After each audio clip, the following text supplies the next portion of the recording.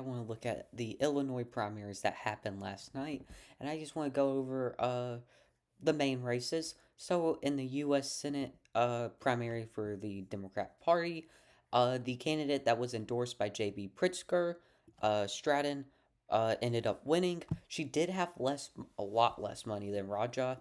If we actually go to the 2026 Senate elections for Illinois, we can actually look at how much cash they had on hand. If we go to the Democratic primary, and if we go to fundraising, we see Raja have raised 30.4, nearly $30.5 million for this Senate race. Where if we go to Stratton, she had raised only $4 million.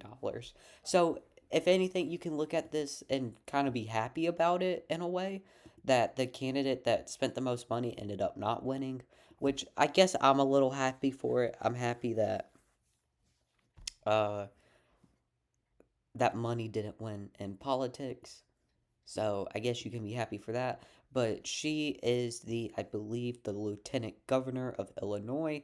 So she does have some good name recognition. Where Raja, I believe, if we look him up, yeah, he's a U.S. representative for us. Yeah. So yeah. And now let's look at the other races, which really, I don't know too much about the candidates. I'm fine with Stratton winning. She seems mainstream Democrat, same way J.B. Pritzker is. Maybe a little bit more competent than Pritzker, but yeah. The biggest race was probably the Illinois 9th District, who had Kat, the super popular progressive candidate online. She ended up sadly losing by 4,000 votes, but it's even more sad when you look at Mike Simmons, who was another progressive candidate, got 7% of the vote. So, assuming that Mike Simmons voters who voted for a progressive voted for the other progressive, Kat, then Kat could have won if Mike just dropped out. I also know this woman right here. She was also a progressive that was running in the race. And if she dropped out with Kat, there's probably a pretty good chance that Kat would have won. So progressives just don't know how to do math. They didn't understand, like, hey, progressives are going against the establishment. The establishment has a stupid amount of money to spend and a stupid amount of influence. I don't know why Mike Simmons didn't drop out and endorse Cat.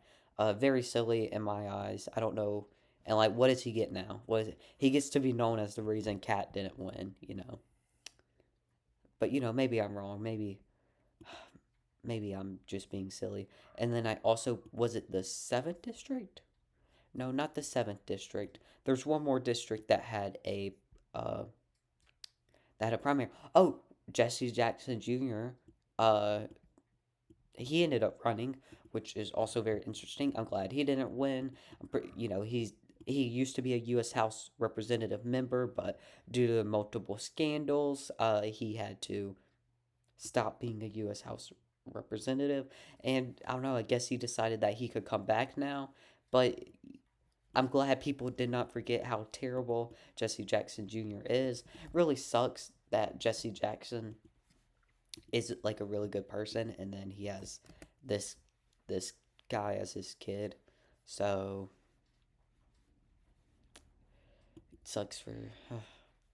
Now let's go, and then I need to find the other race, not this race.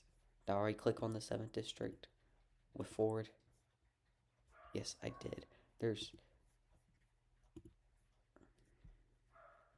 yes, right here. This guy right here, he was another progressive candidate. I know he was endorsed by Bernie Sanders, but the APAC endorsed candidate ended up winning, being so sucks for progressives. Really just sucks for Democrats in general. I mean, we get another terrible establishment candidate that will probably do nothing once getting into office, but probably inside trade a little bit, inside trade, and then become a forever House member and be a House member for like the next 20 years and then retire at the age of 85. So that really does suck. But yeah, that's really all I have to say is progressives got wiped out last night, and that really sucks. Really sucks that. But I am glad to see progressives just do so well in the vote. I am glad. And I do think by 2028 we could be seeing progressives actually be able to take seats in the House. Anyway, thank you all for watching and peace out.